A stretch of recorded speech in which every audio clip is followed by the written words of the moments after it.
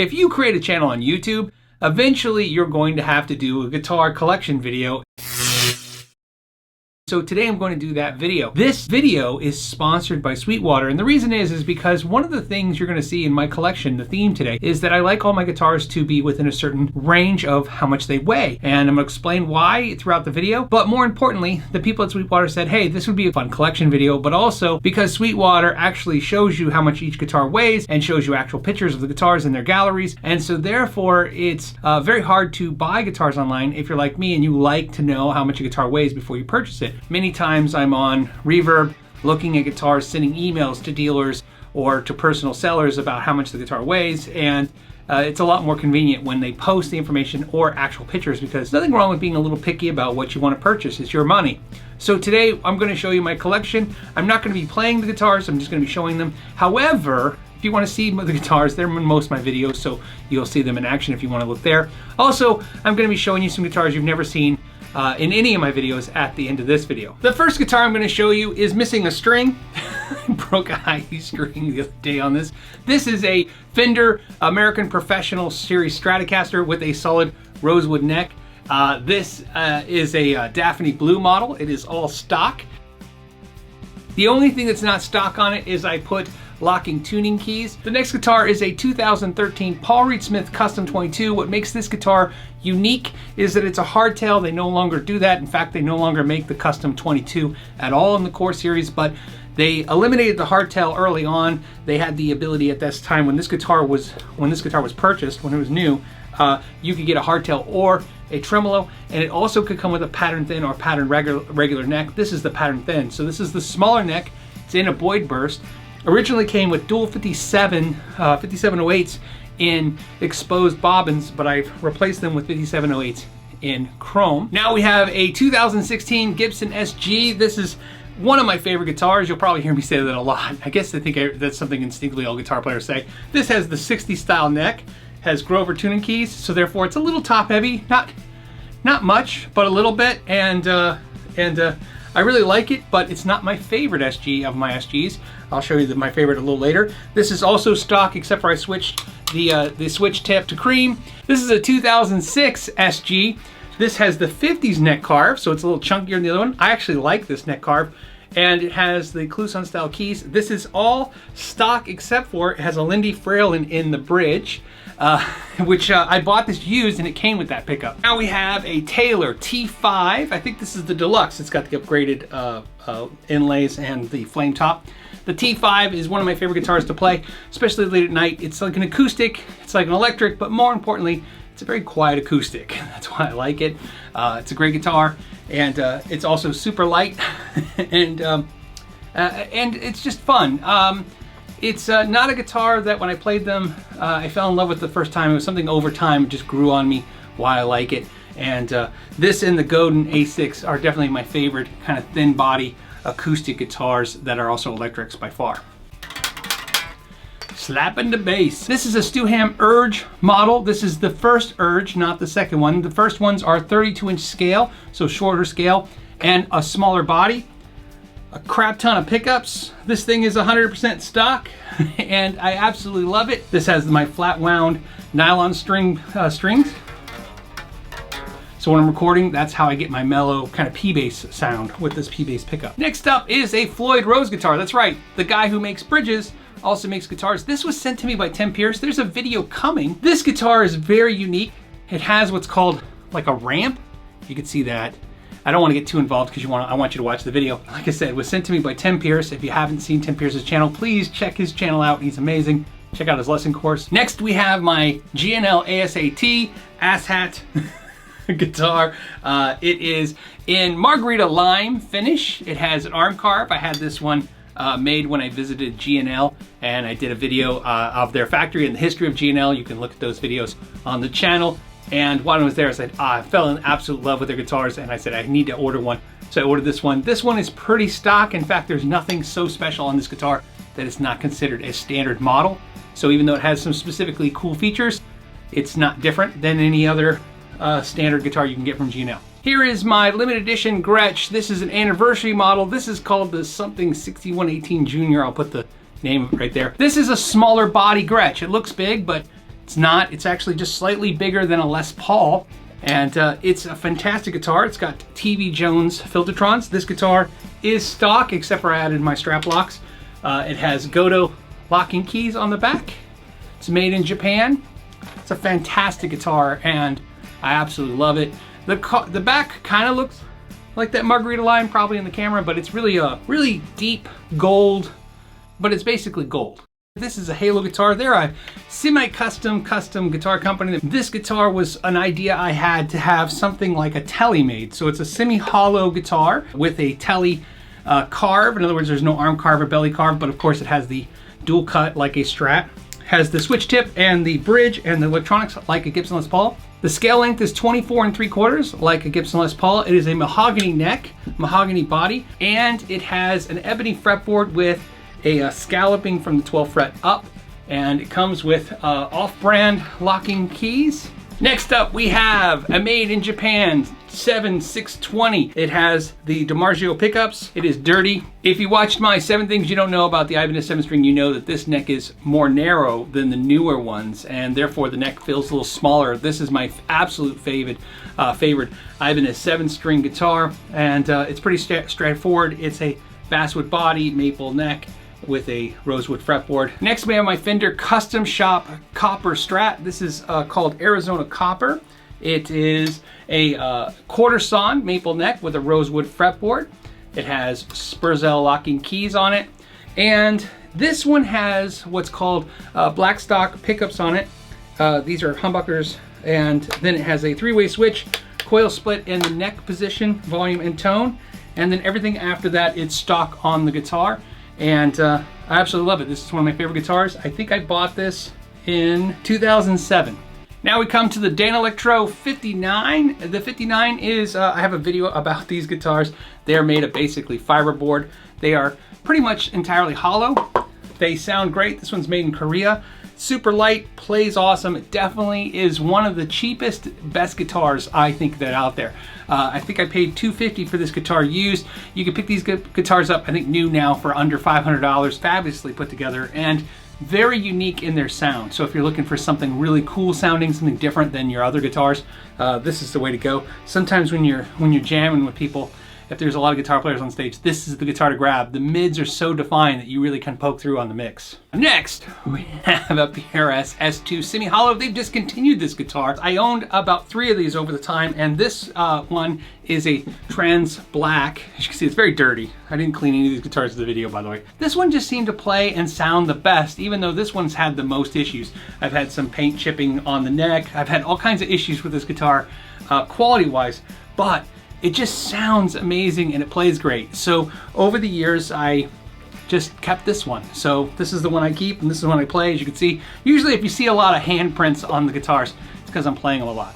Now, this is the guitar that convinced me that the Fender Custom Shop wasn't the most important thing in my life. I love my Fender Custom Shop Strat, but I love this one either as much or sometimes a little bit more. It's an American Professional Strat, stock in every way except for I added locking keys.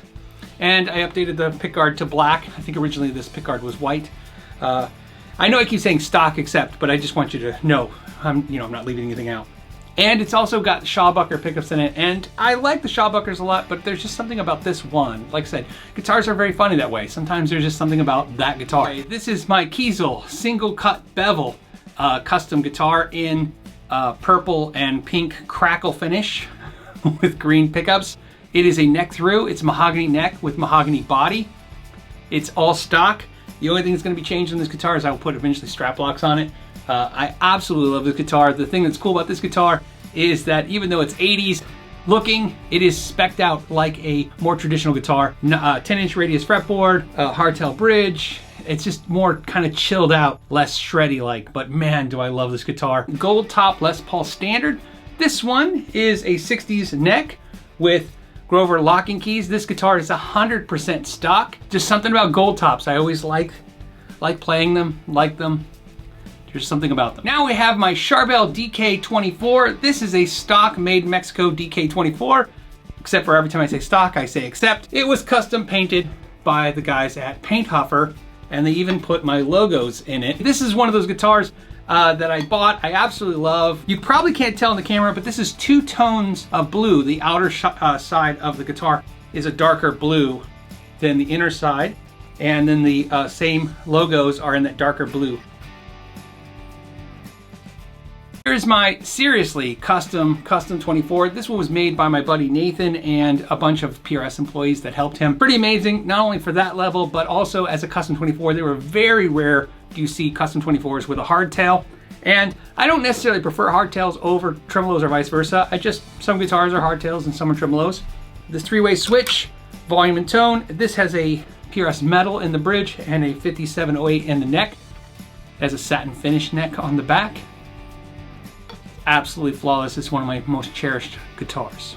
This is my USA made purple PV Wolfgang, and this is stock except for the switch tip is now tan. I put on the volume knob is tan right here, and I put a drop D switch right there on the headstock so I could do the drop D stuff. And even though I'd rather have the Floyd Rose version, this was the price. And now, I mean, you can't even touch these guitars for what I paid for it. So, you know, I guess I just gonna learn to live without having the tremolo on this, but it's a fantastic guitar. Here is my Gibson Les Paul Classic that is very, very thin. This is called a Les Paul Light, not only because it's light, but also because it's thin.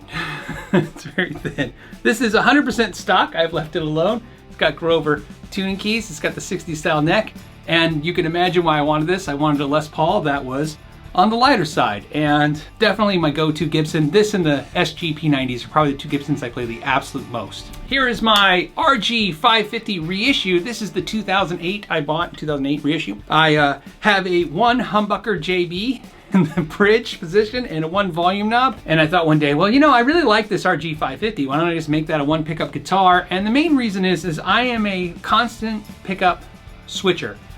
If you give me a guitar, I'm constantly switching all the time. A solo, the neck, bridge, back to the rhythm, you know, I'm constantly doing stuff. And I like sometimes a guitar like this just because you just plug in it and you play. A work of art is what this is. This is a Framus television. This is a hollow guitar. It's kind of like my, hey, I wanted a Jazzmaster, I wanted something with P90s, I wanted something hollow. I never thought about it all in one guitar, but then here it was. This is a mahogany neck with a maple top, maple back, mahogany sides, dual P90s. These are Seymour Duncans. This guitar is 100% stock. I didn't even change the switch tip. Ratio tuning keys, ebony fretboard. It is the most flawless guitar I've ever played in every way, and it is just fantastic to play. Next up, we have a Suhr T-style guitar. This is a semi-hollow with humbuckers, maple neck, it's not roasted, rosewood fretboard with stainless steel frets, Suhr tuning keys. Obviously it's very light, it's got a 5-way switch. Since I've been on YouTube, there's been no brand mentioned to me more than Suhr as being the best. I can't find anything that really outshines this over some of the other guitars I've shown you so far and gonna show you ahead. The one thing it definitely has is it's got a price tag that's pretty hefty. We have a Parker Fly. This is a absolute dream guitar for me. Has DiMarzio pickups. It's 100% stock except for the plastic knobs that I put on here. The thing about Parkers that are great are they are perfectly balanced. That always freaks people out. This one is one of my favorite stories. I worked on this guitar for a customer in 2010, and then a few months ago they said they wanted to sell it, and I was like, I'm in. I haven't stopped thinking about it since 2010. So 10 years later, this guitar became mine. Now here's a guitar that's really interesting. I did a video about a year or two ago where I bought guitars that you guys recommended on the channel, and one of them was this Kiesel Vader, and I absolutely love this guitar. This is a guitar that I don't know why I don't think of it as my main guitar, but it's definitely the guitar that probably gets played the absolute most. I don't think I actually go more than a day without playing this guitar. It is 100% stock, except it has plastic knobs, and it's also a neck-through construction. Okay, it's Fiesta time. Fender Fiesta Red two-tone Tele thin line. Two-tone because the back is white. I love the Fiesta Red. They got it right. It looks like a bowl of tomato soup. Everything I left stock except for the bridge. I took the 3 saddle bridge off and I put the 6 saddle bridge on, maple neck. This has an ebony fretboard, and these were limited edition run, and they didn't look like they sold very well. I got a really good deal on this. A PRS Mira core. So this is a 2013, I bought new. It's beat up. It's been refretted. I refretted with stainless steel frets in 2019, late 2019. It's uber light, it plays great, it sounds great. We have the Somnium guitar. Now, if you're not familiar with this guitar, you're probably not familiar with my channel. The Somnium guitar is also known as the Impossible guitar. It's a guitar that allows me to change in real time any pickups that I want. Literally on the fly as we go. This guitar was built by Somnium, of course, and I use this to do pickup videos. It's a flawless guitar. It's one of my heaviest guitars. That's the only thing I don't like about it, or I don't love about it, but it's not a heavy guitar in my mind. It's just, again, one of the heaviest. Has Hipshot locking keys, maple neck, alder body, and there you go. There's the back. This one is my Eddie Van Halen Stripe guitar. This one I bought, I want to say in probably 2014.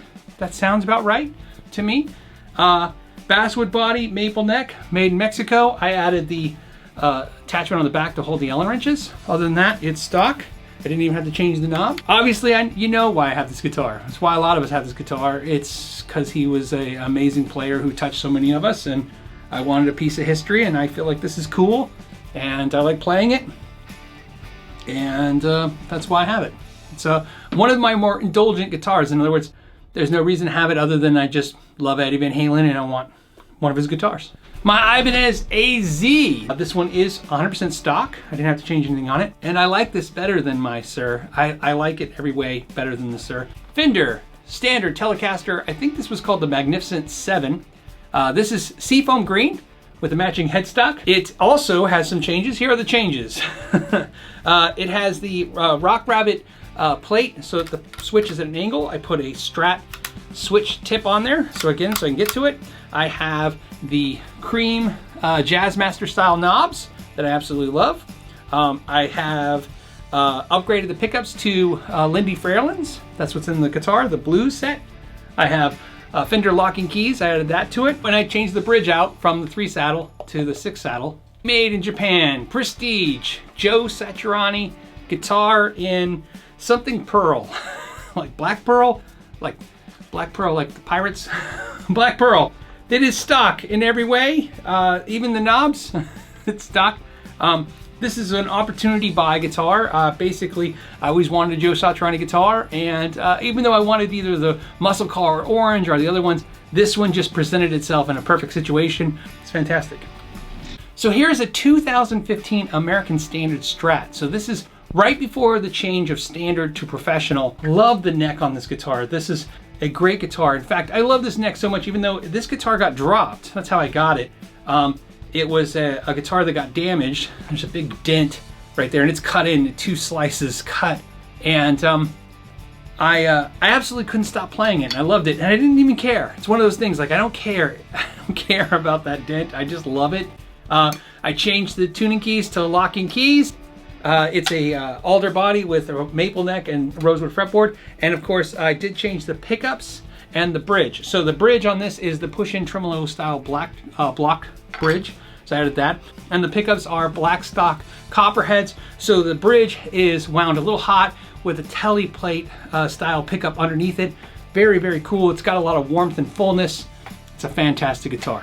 Here is a very interesting guitar. This is the Solar guitar.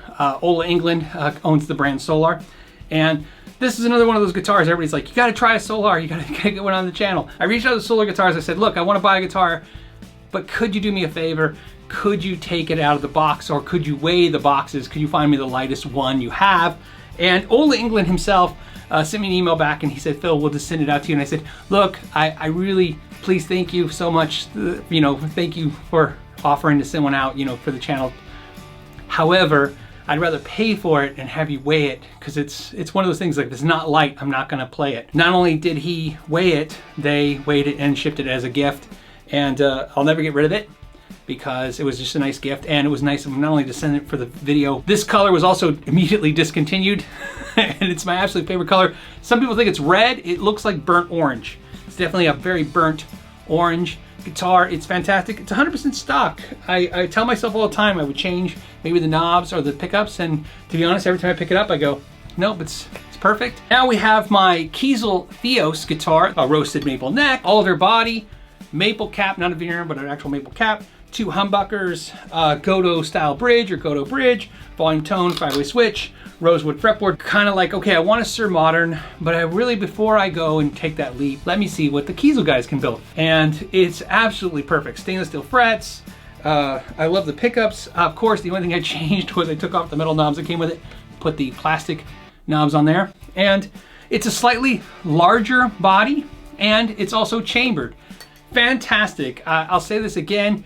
Owning a Suhr, owning a Kiesel, what I will tell you is a lot of people will tell you the Suhrs will blow the Kiesels out of the water. As much as I like both, they're not much different to me. They're just about the same. Now you're gonna see one of my oldest guitars that I own. This guitar is a 1991 Alvarez Scoop, Dana Scoop, where it's missing. It's missing an important part right there. Alder body, maple neck, rosewood fretboard. Made in Korea. This guitar was one of the guitars that was stolen from me, and then I got it back. So it's got a lot of history. Has everything stock except for the pickups. I put Seymour Duncans in it. I don't really play it too much, but back in the day, this is the one I like to shred on. And this is one of those guitars that forever you could pick them up for 300 bucks, and now they go for about 6 to 7 sometimes. This is one of those guitars that I thought it would change me as a person if I owned an ES335. This has flat wounds on it. It is 100% stock. I changed nothing other than, like I said, the strings to flat wounds. And I do play it way more than I ever thought I would. I thought it would be a cool, different guitar for a different vibe, but to be honest, I play it way more than I ever expected.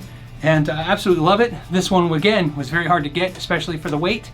And it's great. Here we have a 2000 Jim floral pattern. So this guitar, of course, it's very infamous for a lot of people. People know that it's Steve Vai's guitar. I started playing guitar 88, 89, and that's when I picked up my very first guitar and started playing Twinkle Twinkle Little Star. And these were the guitars that, you know, you saw, the flashy, you know, guitars at the time. And it didn't take long, just a few years. I was playing guitar for only a couple years, and this guitar, these type of guitars were just gone. This whole genre was gone. And so I never got any of these guitars really. And as I got older, it was one of those things like kind of like chasing old cars from when you were in high school. I know what you're thinking, all my guitars look like Strats. Well, here's one that doesn't. This is a Gibson Flying V. It's also very light. This is in ivory or white, looks like butter. The pickups are the standard pickups that comes in it, but I added chrome covers to them for aesthetics. And I added a Duesenberg tremolo that I had it for a while. I had it on my SG, I liked it, but when I saw this, I just thought of Jimi Hendrix having a V. I just wanted a tremolo V. I actually play this again. I know I say this a lot. I play this way more than I ever thought. Here is my 2020 Hollow Body 2 core guitar in blue.